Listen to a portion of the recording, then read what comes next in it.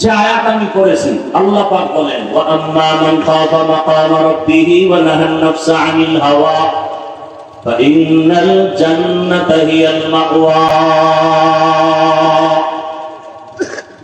হাসরের ময়দানে আমার দরবারে দাঁড়াতে হবে, পালাবার কোনো সুযোগ নাই।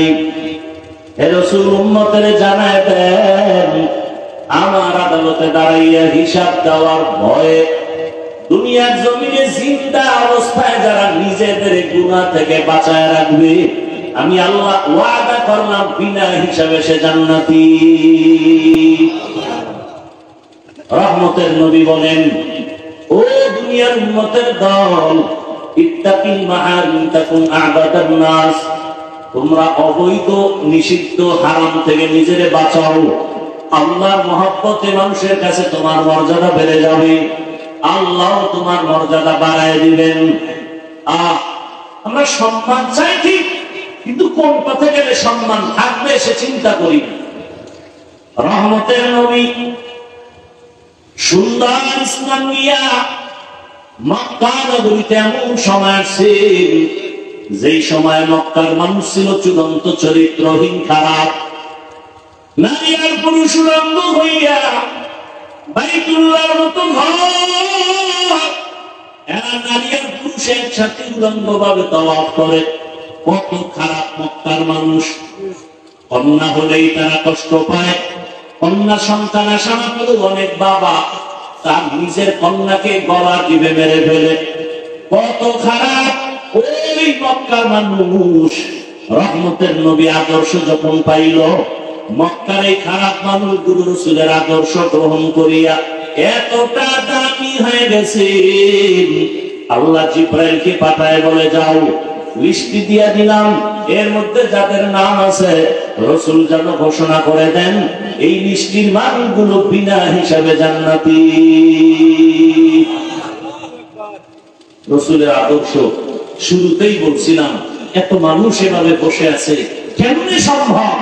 দুনিয়ার টাকায় সম্ভব না, বাহাদুরিতে সম্ভব না, ১,০০০ বছর আগে রাসূলের আদর্শের কারণে সম্ভব। খানারও চিন্তা নাই, ঘুমেরও চিন্তা নাই, আল্লাহর মহব্বতে আপনারা বসছেন। আল্লাহর কাছে দোয়া করি, আল্লাহ হেদায়েতের দৌলত আমাদের দান করে। ওলামায়ে কেরামের বিরোধিতা করবেন। এই যুবক বাবারা, আমি কিন্তু কাউকে হুজুর বানাইতে আসিনি, কোনো ভয় নাই যে হাফিজ ভাই আসবে হুজুর বানানে তওবা করবে না, আমি একবারও বলবো না। আমি এখন কোন ওয়াজে বলি না তাবলীগে যাও, আমার ওয়াজে কখনো বলি না কওমি মাদ্রাসায় যাও, আমার মতো টুপি লাগাও, আমার মতো দাড়িওয়ালা হও, আমার মতো পীরের কাছে গিয়া মুরিদ হয়ে যাও, একবারও বলি না, আজও বলবো না। আমি বলবো রে যুবক, স্কুলে পড়ো, কলেজে পড়ো, চাকরি করো, ব্যবসা করো, ওই চাকরি ব্যবসা ছাড়িও না, স্কুল ছাড়িও না, কলেজ ছাড়িও না। ডাক্তার হও, দোয়া করে গেলাম, ইঞ্জিনিয়ার হও, প্রফেসর হও, দোয়া করে যাবো আজকে ইনশাআল্লাহ, দিন থেকে বলছি কথাগুলো। ডাক্তার হও, প্রফেসর হও, ইঞ্জিনিয়ার হও, এসপি হও, ওসি হও, ডিসি হও, এমপি হও, মন্ত্রী হও, তবে একটা দাবি করে যাব শেষ বেলায়, বেয়াদব হইও না। ডাক্তার হইও, কি হইও না? ডাক্তার হয়ে যদি বেয়াদব হও তো তাসলিমার মতো জুতা খাইয়া তার সাথে হবে। তাসলিমা নাসরিন এমবিবিএস ডাক্তার, লাঙ্গল কোটের না, মোটামুটি নামি, দামি তো নাই, নামি আর দামি ব্যবধান আছে না নাই? নামি ডাক্তার, কিন্তু আজকে কপাল এত খারাপ যে মরলে লাশটাও এই দেশে আর আসার সম্ভাবনা নাই। কেমন চান কপাল! আল্লাহ হেদায়েত দান করুন। যুবক, ডাক্তার হইও, বেয়াদব হইও না, ইঞ্জিনিয়ার হও, বেয়াদব হইও না, প্রফেসর হও, বেয়াদব হইও না, এমপি মন্ত্রী হও, ওসি ডিসি এসপি হও, বেয়াদব হইও না। প্রশ্ন তোমার অন্তরে, বেয়াদব হব না কথার ব্যাখ্যা কি? সুযোগ থাকলে একটু পরে বলতেছি। আপনারা বয়ান শেষ করতে বললে বলেন, আমি মোনাজাত দিয়ে চলে যাই। আমি গিয়ে আবার সাহারি খেতে হবে আল্লাহ। উঠা বসা করেন কেন, এই ব্যায়াম কেন? আপনার কপালে এত ভালো কেন যে নিজে বয়ান শুনেন না, কাউকে শুনতেও দেন না? আপনার জীবনটা কি এভাবেই যাবে মানুষের ক্ষতি করতে করতে? নবীজি বলেন, দুনিয়াতে ভালো মানুষকে জানো? খায়রুন নাস মান ইয়ানফাউন নাস, দুনিয়াতে সবথেকে ভালো মানুষ ওই ব্যক্তি যার দ্বারা অন্যের কোনো ক্ষতি হয় না, উপকার হয়। কি হয়? আমার হাতের দ্বারা কারো ক্ষতি হবে না, চোখের চাহনিতে ক্ষতি হবে না, জবানের কথায় কারো ক্ষতি হবে না, সে ভালো মানুষ। আপনি ভালো মানুষ কি? নিজের তো মহাপণ্ডিত ভাইবা বসে আছেন, অথচ সন্তানের সাথে কেমন আচরণ করেন, স্ত্রীর সাথে কেমন করেন, ভাই হইয়া ভাইয়ের সাথে আচরণ কেমন করেন, শিক্ষক হইয়া ছাত্রের সাথে আচরণ কেমন করেন, আমি বক্তা হইয়া শ্রোতাদের সাথে আচরণ কেমন করি, আমি ইমাম হয়ে মুসল্লিদের সাথে আচরণটা কেমন করি। হাতের দ্বারা, চোখের চাহনির দ্বারা, জবানের দ্বারা কারো ক্ষতি হবে না। আপনার উঠা বসার ব্যায়াম থাকলে ভিতরে বসলেন কেন? আপনি বাইরে বসতেন, ফাঁকে গিয়ে ভিডিও টানতে পারতেন, আবার এসে বয়ান শুনতে পারতেন, ভিতরে ঢুকে ডিস্টার্ব করেন কেন? এমন চান কপাল আপনার কেন? কার অভিশাপ লাগছে আপনার কপালে? ভালো মানুষ তো এমন কারো ক্ষতি করতে পারেন, অবশ্যই কারো অভিশাপ লাগলে ওর কপালটা পুড়ে যায়। বয়ানের শুরু থেকেই কপাল পোড়া আর ভালো বয়ান শুরু করছে। আবু জাহিল আর ওমরের কথা বললেন, জানি নাই ময়দানে কার কপাল ভালো আর কার কপাল আবু জাহালের মতো খারাপ, যে হাজারো বয়ান শুনলে মোনাজাত না দিয়ে ভাববে। আর ওমরের কপালওয়ালা চিন্তা করবে, জীবনে গুনাহ তো কম করি নাই, হাতের গুনাহ, চোখের গুনাহ, জবানের গুনাহ, অন্তরের গুনাহ। আমার ব্যবহারে আমার মা কষ্ট পায়, মা কষ্ট পায় আমার ব্যবহারে, আমার বাপ আমার উপরে বেজার, আমার শিক্ষক আমার উপরে বেজার, আমার আচরণ এত খারাপ যে আমার উপরে আলেমরা অখুশি, আমার উপরে গ্রামের মানুষ অখুশি, আমার বন্ধু অন্তরে কষ্ট, আমি এত খারাপ। এই চিন্তা করে বলবে, না আর খারাপ হতে চাই না, খারাপ থাকতে চাই না, এখান থেকে আজকে তওবা করে এরপরে বিদায় হব। ওমর বানা কপাল। আল্লাহ সবাইকে হেদায়েত দান করুন। দুনিয়া সব অপরাধ করবে, এতে দোষ নাই। আমি বলি কেন আমার দোষ? ওই যে মসজিদের জন্য সবাইকে দোয়া করে গেলাম, সবাই মাদ্রাসায় টাকা দিয়ে, মসজিদে টাকা দিয়ে, পরে শুনি কমিটির লোক উঠাইয়া খাইয়া টাকা পয়সা তুষ বানায় ফেলেছে। এলাকার মানুষ গরম, কমিটির এই মাদ্রাসার দোষ নাই, হুজুরের দোষ নাই, মসজিদের কমিটির দোষ নাই। দোয়া করছে কি? ধর মামলা কম, বাস। হুজুরের দোয়া করলো কেন? দোয়া করলেও বিপদ, কঠিন বিপদ। আল্লাহ হেদায়েত দান করুন। দেখেন না, মসজিদে গিয়ে ইমাম সাহেবকে কয়, আব্বার জন্য একটু টাটকা দোয়া দিয়ে। ইমাম সাহেব জুমার নামাজের পরে দোয়া করতে গিয়ে বাবার নামের সাথে আরো 4 জনের নাম বলছে। এর মেজাজ মোনাজাতের ভিতরেই খারাপ হয়ে গেছে। দোয়া করিবে, আল্লাহ আমার আব্বা এত ভাবে 4 লাখ মিলে লইল। মনে মনে একটা আশা ছিল 1000 টাকা হাত দিয়ে দিবে, হাত দিয়ে অবাক করে লইছে রাগে। মোনাজাতটা শেষ হওয়ার পরে মনে তো খুশি নেই, বাবার দোয়া ভাগ হয়ে গেছে। 200 টাকা 1000 টাকা না দিয়ে 200 দিয়ে ইমাম সাহেবের এভাবে দিয়ে ফেলেন। হুজুর এরকমই তৈরি, এরকম কিছু মূর্খ সমাজে আছে না? নেই? আবার একজনের মাথা গরম, কি ওকে হুজুরের দোয়া করছে ভালো মাসল, আমার আপনার নাম যে তৈল না। এখন আল্লাহ যদি ভুলে অন্যদিকে দোয়াটা পাঠায় দেয়, এরকম মূর্খ সমাজে আছে না? নেই? জানাজার নামাজে দাঁড়াইলে হুজুর বাংলা নিয়ত কর, আছে না? নাই? রাসূল কি বাংলা নিয়ত শিখে গেছে? তার মানে এই ফাজলামি চালাকি কইবেন। হুজুর বাংলা নিয়ত কর, কিসের নিয়ত? আপনি তো ঘর থেকে আসছেন জানানো পড়ার জন্য, জুমা পড়তে তো আর আসেন না। তো নিয়ত তো অন্তরে রেডি হয়ে গেছে, এরপর আবার বাংলা কিসের আর ইংরেজি কিসের? মানে আমি আমাদেরকে মোটামুটি এক কথায় রিমান্ডে রাখতে হবে। দেখেন না, এই জমিনে ওলামায়ে কেরামের মতো জাতির বন্ধু আপন কেউ নাই, বাকি সব ঠান্ডাবাজ ঠান্ডাবাজ। একমাত্র এই জাতির কলিজার বন্ধু ওলামায়ে কেরাম। প্রমাণ করোনা ভুলে গেছেন, কথা বলেন না কেন? বাবার করোনা হয়ে গেল, বাবার শিক্ষিত দুই কুলাঙ্গার ছেলে ট্রিপল মাস্ক লাগায় বসে আছে, বাবার কাছে যায় না, করোনা মরণের ভয়। এলাকার লোকেরা টাকা দিয়ে বলে বাবার লাশটা রাস্তায় ফেলে দাও। এলাকার লোক টাকা নিয়ে রাস্তায় লাশ ফেলে দিল। কুলাঙ্গার শিক্ষিত দুই সন্তান জানালা লক করে দিল, তাকাইল না, বাবার লাশ কুকুর খেলো না, জানাজা হলো। ইতিহাস ভুলে যাইও না রে যুবক।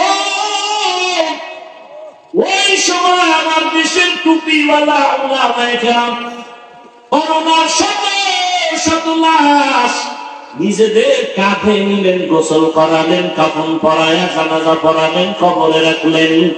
একজন হুজুরেও করোনায় মরে না। আর একটা তাজা দলিল দেই, আপনার তো মানবেন না জানি, তারপর আপনাদের দিয়ে স্বীকার করাই।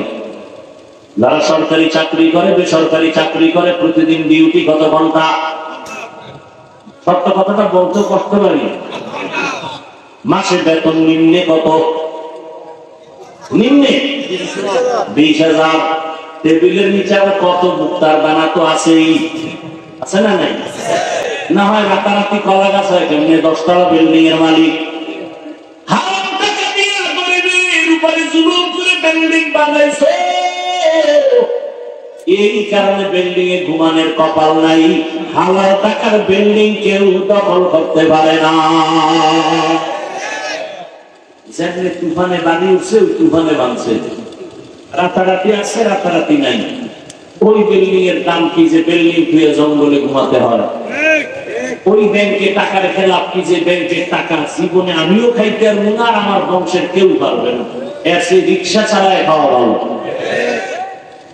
আল্লাহ হেদায়েত দান করেন। তাহলে সরকারি বেসরকারি ডিউটি 8 ঘন্টা, বেতন 20,000, নিম্নে আরো কত? সত্য কথা বলেন, আপনাদের এলাকার মসজিদের ইমাম সাহেবের ডিউটি কয় ঘন্টা?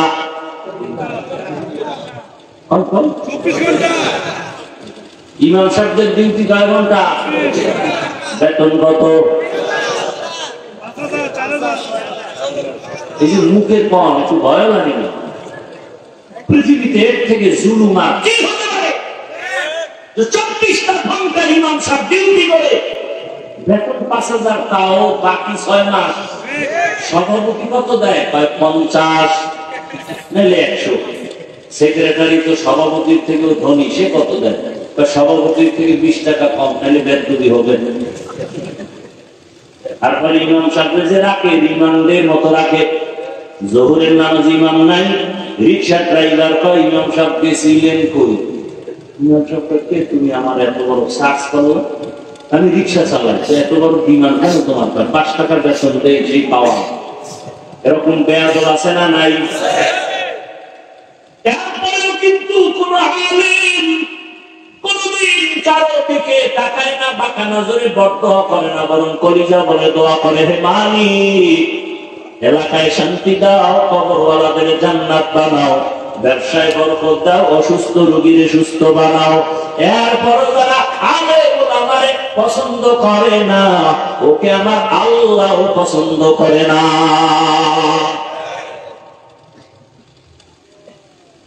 যাদের কাছে এখনো রসুলের আদর্শ আছে, সে জেলাইনের হোক, এখনো সম্মান আছে। আর যার কাছে রসুলের আদর্শ নাই, ওই বান্দার সম্মানও নাই, ইমানও নাই। বুঝে ভালো, সবাই বুঝে, মানে না কেন? বিপদ, মনের মতো চলতে পারবে না। নবীর আশিক, চেয়ারম্যানের চেয়ারের মেয়াদ শেষ, এমপি সাহেবের চেয়ারের মেয়াদ শেষ, কিন্তু আমরা যে চেয়ারে বসছি কোরআনের বরকতে, রসুলের আদর্শের বরকতে, এই চেয়ারের মেয়াদই নাই, আবার শেষ কিসের? আছে কোনো টেনশন? আমাদের করোনা গেছে, কোনো টেনশন নাই। ডেঙ্গু চলছে, কোনো টেনশন নাই। আওয়ামী লীগ নাই, টেনশন নাই। বিএনপি নাই, কোনো টেনশন নাই। টাকা নাই, কোনো টেনশন নাই। আমার ইমামতি থাক না থাক, টেনশন নাই।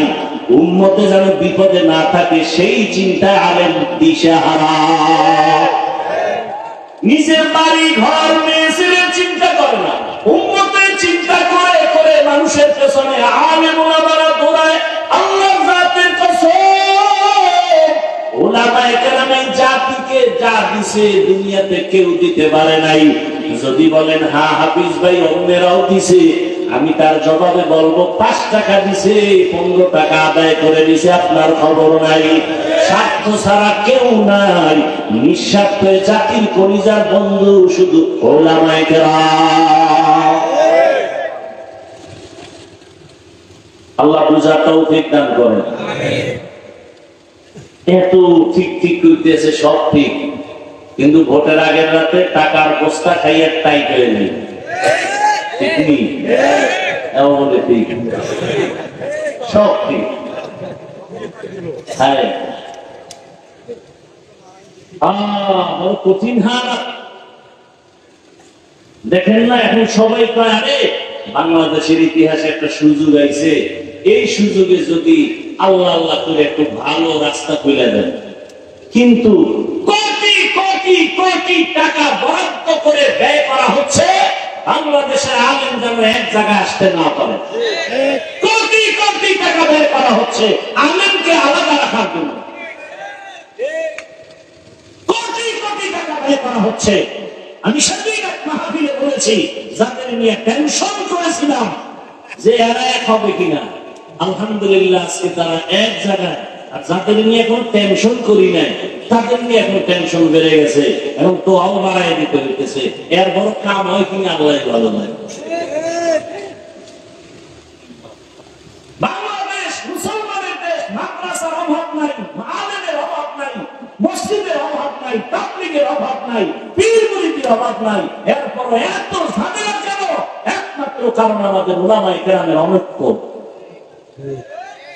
আর এই দোষ আমাদের অর্ধেক। আলেমরা যে এক হয় নাই, আপনাদের দোষ কত? 50%। কেন? যারা আমার ভক্ত, এরা আমারে ফেসবুকে লেখতে লেখতে একেবারে আসে উদয়, আর আমার লাইনের বাইরে যারা এগো সিজিনের তলে নিয়ে নেয়। আছে না নাই? আলেমের ব্যাপারে আপনাদের কোনো মন্তব্য করা জায়েজ নাই। আলেম যদি কিছু ভুল করে, উলামায়ে কেরাম যারা মুখের রাহবা আকাবির, এরা সমাধান করবে। আপনি কি ইমাম সাহেব ভুল করলে আপনি নামাজে নাই, চায়ের দোকানে মাইকের আওয়াজ শুনছেন ইমামের আলহামদুর মধ্যে ভুল, আপনি জানালা দিয়ে যদি ইমাম সাহেব ঠিক করে বলেন, আরেকজনটা কি তুমি কি করলা? লোকমা দিলাম, এটা লোকমা না ব্যাগ দুই। ওলামায়ে কেরাম যদি ভুল করে, আপনার বিরোধিতা করার, মন্তব্য করার কোন অধিকার নাই। আপনি যদি তার লোকমা দিয়েছি, চরম বেয়াদবি আপনার। উদ্যতন উলামায়ে কেরাম এটার সমাধান দিবেন, সমাধান করবেন। এই জন্য কেউ কারো পক্ষ বিপক্ষ এটা না করে এমন কাজ করেন যে উলামায়ে কেরাম এক হয়। এই যে আমার বয়ান শুনছেন, আরেকজন আলেম হইলে বলবেন হাফিজ সাহেব উলামায়ে কেরামের অনেক সুনাম বলে গেছে, ওই আলেম আমার উপরে কি আস্থা বাড়বে না কমবে? আর আমরা যদি হুজুর কঠিন সাইজ করে গেছে, আমরা গোষ্ঠী করবে, এই অবস্থা ভালো মনে করছি না, এত খারাপ। এই যে একটা খারাপ ধারণা আপনি ঢুকাই দিলেন ভক্ত হইয়া, এমনটা করিলেন না। ওলামায়ে কেরাম ছাড়া দুনিয়াতেও শান্তি নাই, আখিরাতেও মুক্তি নেই। ও চাপাবাজি করেন, যাই করেন, কথা বাস্তব এগুলোই। আমি মানে না, না মানে তো মা দিয়া না মান মাইকরা মেহমান, তুমি মানে আর না মানো সেটা তোমার বিষয়। বলে গেলাম, কথাগুলো মনে রাখবেন। وَأَمَّا مَنْ خَافَ مَقَامَ رَبِّهِ وَنَهَى النَّفْسَ عَنِ الْهَوَى فَإِنَّ الْجَنَّةَ هِيَ الْمَأْوَى।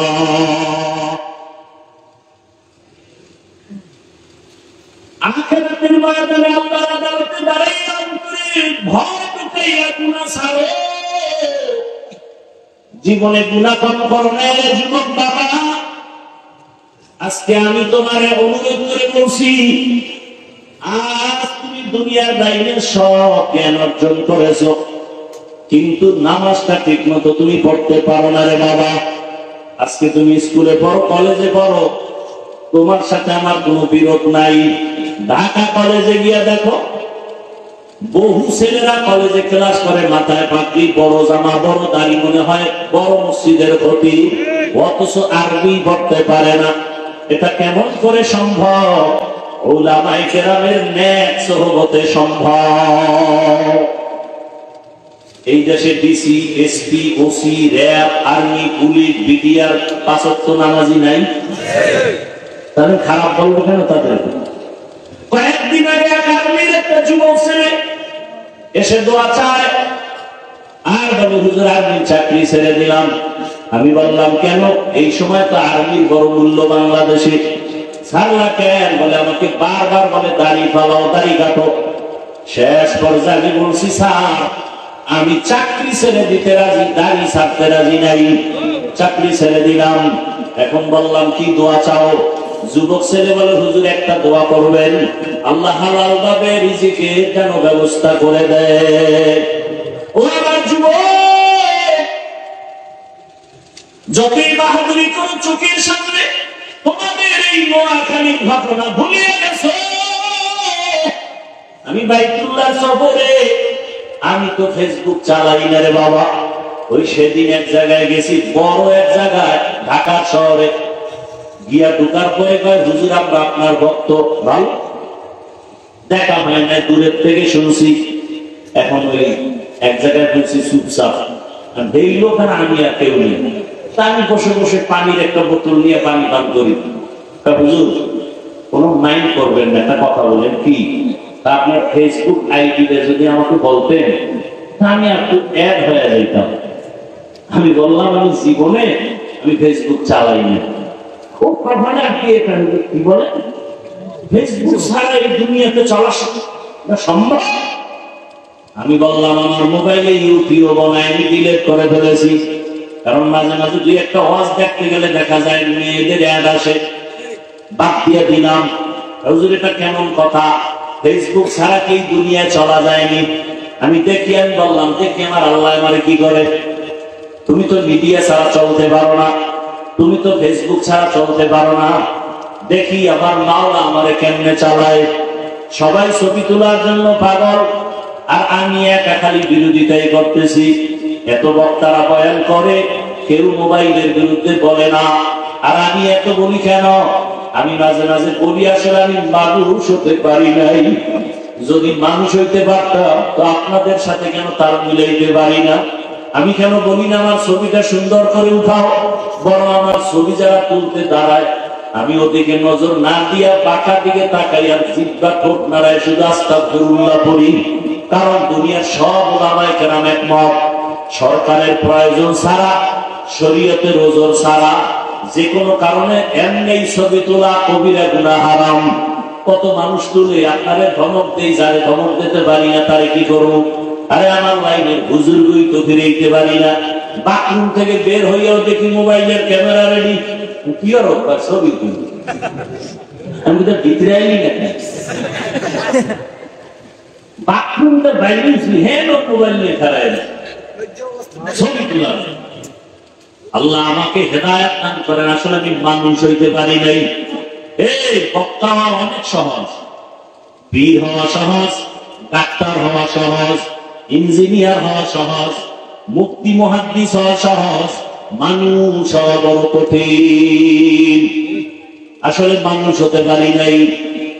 আরে আপনারা জানেন আমি কত বড় হুজুর, কত ভালো বক্তা, অথচ আমি চোখ দুইটা বন্ধ করে দেখি আমার জবান আমার গুনার কারণে নাপাক। আমার জবানে কত গীবত, কত মিথ্যা, কত গালি। আমার হাত গুনার কারণে নাপাক।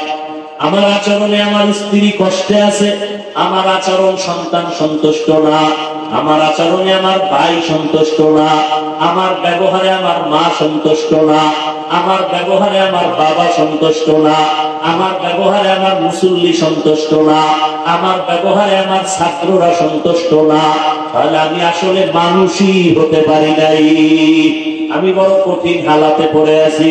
ও আমার যুবক বাবা, একটু আগেও বলছিলাম কিছু কিছু যুবকের চেহারা দেখলে, ব্যবহার দেখলে মনে চায় আবার রুমাল দিয়া পাও দুইটা মোছাইয়া দেই, সালাম দিয়া কথা বলে, নজরটা উঁচু করে না, নত হয়ে কথা বলে, এতটা নরম মনে হয় ও আমার থেকে অনেক দামি হয়ে গেছে। কারণ ওর মধ্যে আল্লাহর ভয়, আল্লাহর আদালতে দাঁড়ানোর ভয়। এলাকায় একজন বড় আল্লাহওয়ালা আছেন, হঠাৎ এলাকার মানুষ ওই যে আগে জৈনপুরের হুজুরের আসতো, আর আপনাদের পাশের নোয়াখালী মুন্সি বলতো, আমার আব্বা দাদাই বলতো, আরে আমরা দিন পাইছি কিছু কিছু, কোরআন শিখছি আর আউযুবিল্লাহ শিখছি নোয়াখালী মুন্সির কাছে। সারা দেশে ঘুরে ঘুরে নোয়াখালী মুন্সিরা যাইতো। এই যে লাকসাম লাঙ্গলকোট পুরা এই অঞ্চলটা নোয়াখালী, কেমন যেন দেশের বাঘা বাঘা ওলামায়ে কেরামের খনি। এরে আল্লাহর বান্দারা, আমরা তাদের মহাব্বত, এরে নবীর উম্মতের দল, এদের মাধ্যমে দিন শিখলাম। এই কয়েকদিন আগে দেখো নাই, বিদেশ থেকে টাকার বস্তা নিয়ে আসছে, গাড়ির মধ্যে সন্তান, গাড়ির মধ্যে স্ত্রী, বাড়ি পর্যন্ত মাওলাই নেয় নাই, পানির মধ্যে পড়িয়া গাড়িও শেষ, স্ত্রীও মারা গেল, নিজের হাতে সন্তান মারা গেল।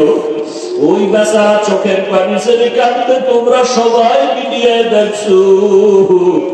জানি জীবনটা কাটাইলাম, কত মানুষ বিয়া করিয়া বউ নিয়ে সংসার কাটায়, খাইয়া না খাইয়া বাড়ি থাকে, আর আমি টাকার জন্য বিদেশ গেলাম, কত বুক ভরা আনন্দ দিয়া টাকা স্বর্ণ অলংকার নিয়েছি বাড়িতে, কিছুদিন সন্তান নিয়ে আনন্দ করবো, আবার কপাল বুঝি খারাপ, আজকে আবার স্ত্রীও হারাইলাম, সন্তানও হারাইলাম।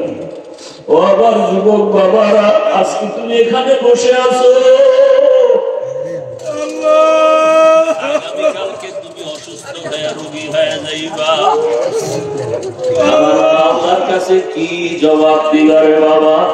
কালকে তুমি কবরের লাশ হয়ে যাইতে পারো, বলা যায় না। ওরে বাবা, কালকে এখন গিয়া তুমি ঘুমাও না, সকালবেলা যদি বিছানায় গিয়া ঘুমাও, আল্লাহ না করুন যদি ঘুমের মধ্যে কত যুবকের মরণ হয়। মা যদি তোমার ঘুম থেকে ডাক দিয়া দেখে তুমি আর ঘুম থেকে সজাগ হও না, মা একটা চিৎকার মারিয়া বলবে, তোরা কোথায়? আমার বাবা দুনিয়াতে আর জিন্দা নাই, আমার কে আম্মু বলিয়া ডাকবে, আমার বাবা দুনিয়া থেকে বিদায় হয়ে গেল। ওরে বাবা দৌড়াইয়া যাবে ব্যবসা, আমার বাবাই দুনিয়া থেকে বিদায় হয়েছে, আপনি জানাজা না পড়াইয়া যাবেন না। ওরে তোমার বাবায় ডাকবে আর বলবে, কে আসো, বাজারে যাইয়া কাফনের কাপড় কিনিয়া লইয়া আসো। তোমার বাবায় কাঁদবে আর বলবে, একদল যাও কবর খনন করো, আর একদলকে বলবে যাও গরম পানি করো, চির বিদায়ের গোসল করানোর খাট সাজাও।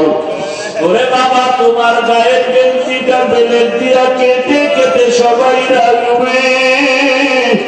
তোমার আমার আপন বন্ধুটা মোবাইল থেকে নাম্বার ডিলিট করে ফেলবে। ওরে গোসল করাইয়া সাদা কাপড়ের প্যাকেট বানাইয়া যখন জানাজার ময়দানে নিবে, মসজিদের খাটে তোমাকে আমাকে উঠাইয়া যখন লাশটা নিয়ে মসজিদের দিকে যায়, জানালা দিয়া মা ডাকবে আর বলবে, আমার বাবার কই দাও, আমার বাবার চেহারাটা শেষবারের মতো একটু দেখাইয়া দাও, আমার কে মা বলিয়া ডাকবে। ও যুবক বাবা, চোখের সামনে কত লাশ, পানির নিচে যুবকের লাশ, গাড়ির নিচে যুবকের লাশ, ঘুমের বিছানায় যুবকের লাশ। ওই মরণের কথা স্মরণ করিয়া তওবা করো।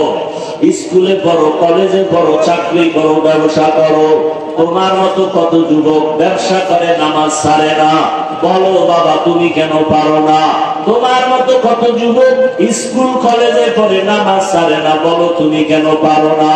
তোমার মতো কত যুবক দেখো র‍্যাব, আর্মি, পুলিশ, বিডিআরের চাকরি করে নামাজ পড়ে, তুমি কেন পারো না? তোমার মতো কত যুবক রাস্তায় গাড়ি চালায় নামাজ ছাড়ে না, বলো তুমি কেন পারো না? তোমার মতো কত যুবক সন্তান দেখো নদীর মধ্যে মাছ ধরে নামাজ পড়ে, ময়দানে কৃষি কাজ করে নামাজ পড়ে, তুমি কেন পারো না রে বাবা? তোমার মতো যুবক দেখো চাকরি করে ব্যবসা করে নামাজের সময় মসজিদে যায়, তুমি কেন পারবা না রে বাবা? কয়দিন আর বাঁচবা? হায়াতের গ্যারান্টি কত? ও পর্দার আড়ালের মা বোনেরা, আপনার মতো কত মা কত বোন এখনো আছে নামাজ পড়ে, স্বামীর মাল হেফাজত করে, মোবাইলে সময় নষ্ট করে না, বেপরদায় চলে না। আম্মা জানেন আপনারা কেন পারেন না? এখনো কি তৈরি হবেন না?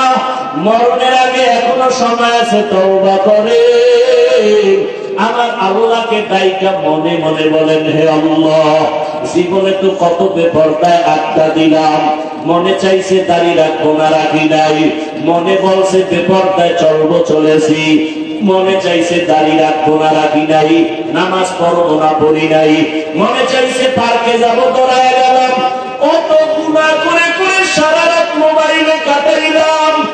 এখনো কি তওবার নিয়ত অন্তরে আসবে না রে যুবক?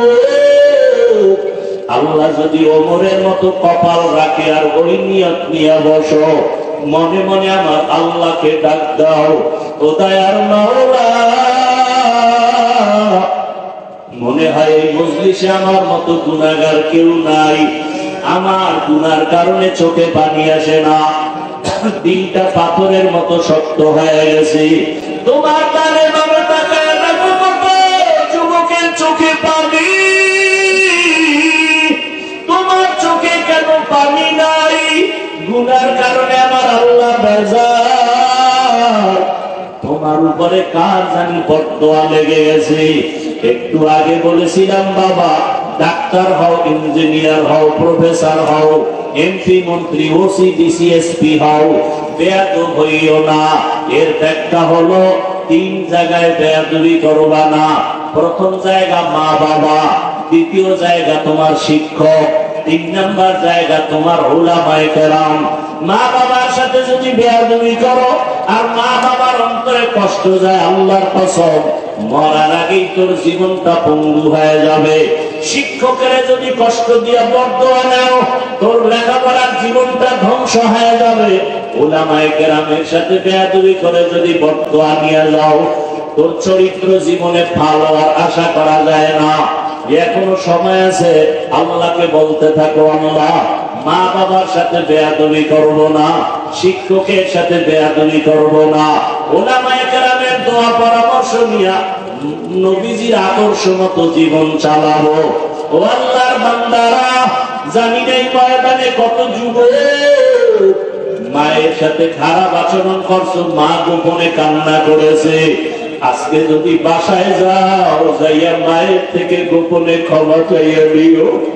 ওরে বাবার সাথে যদি বেয়াদবি করো, গোপনে ক্ষমা চাইও।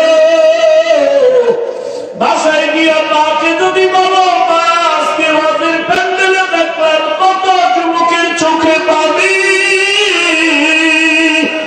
আমার চোখে পানি নেই, বুঝি গুনার কারণে আল্লাহ বেজার। তুমি মায়ের কত গালি দিয়েছি, মাঝে মাঝে বাজে কথা বলছি, মা তুমি বড় কষ্ট পাইছো, আমি ওয়াদা করে আসছি ওয়াজের ময়দানে আর বেয়াদবি করব না। মা তুমি আমার মাথায় হাত দিয়া দোয়া করিয়া দাও। এই কথা যদি বলতে পারো বাবা, দেখবা সাথে সাথে মায়ের চোখেও পানি চলে আসবে। মা ডাক দিয়া বলবে, বাবা মাথায় হাত দিয়া দোয়া করি আর বলবে, আরশে আজিমের মালিক, আমার কলিজার সন্তান তারে তুমি কবুল করিয়া নাও। ওই মা বাবার দোয়া কবুল হয়ে যাবে, তোমার কপাল খুলিয়া যাবে। ও আমার যুবক বাবারা, পায়ে হাত দিলে কি আর নামাজ ছাড়বে না? বলবো তোমাদের পা ধরলে কি বলবো নামাজ ছাড়বে না? তোমাদের পায়ে হাত রাখলে কি বলবা আর দাড়ি কাটবা না? ওরে যতই চালাকি করো, আমার নবীর আদর্শ ছাড়া নাজাতের পথ নাই। যতই চালাকি করো, আমার আল্লাহকে বেজার করলে নাজাতের পথ নাই। আল্লাহর আদালতে দাঁড়াইয়া হিসাব দেওয়ার ভয় নিয়া চোখের পানি ছেড়ে তওবা করো। মরিয়া গেল আর নামাজ ছাড়বা না, বেপরদায় চলবা না, মা বাবার সাথে বেয়াদবি করবা না, ওলামায়ে কেরাম শিক্ষকের দোয়া নিয়ে নবীর তরিকা মেনে চলবা। ও পর্দার আড়ালের মা বোনেরা, আল্লাহর কাছে খাঁটি অন্তরে তওবা করেন, আর নামাজ ছাড়বেন না, বেপরদায় চলবেন না, স্বামীর মাল খেয়ানত করবেন না, সন্তানটাকে আদর্শ সন্তান বানাবে। ডাক্তার হইয়াও যেন বেয়াদবিমূলক আচরণ না করে, ইঞ্জিনিয়ার হলেও যেন আদর্শবান হয়, আচরণে যেন কেউ কষ্ট না পায়, প্রফেসর বানালেও যেন আদো বলা হয়, তার আচরণে যেন কেউ কষ্ট না পায়। তওবা করার মতো যদি অন্তর কারো তৈরি হয়, মুনাফিকি যদি অন্তরে না থাকে, খাঁটি তওবার নিয়ত যাদের আছে, দুটো হাত আমার আল্লাহকে দেখাইয়া দাও। আয় আল্লাহ, হাতগুলো কবুল করে নেন, তওবা কবুল করে নেন, তওবার উপরে মজবুত হইয়া চলার মতো তৌফিক দান করেন, আমিন। আলহামদুলিল্লাহি রাব্বিল আলামিন, ওয়াসসালাতু ওয়াসসালামু আলা সাইয়্যিদ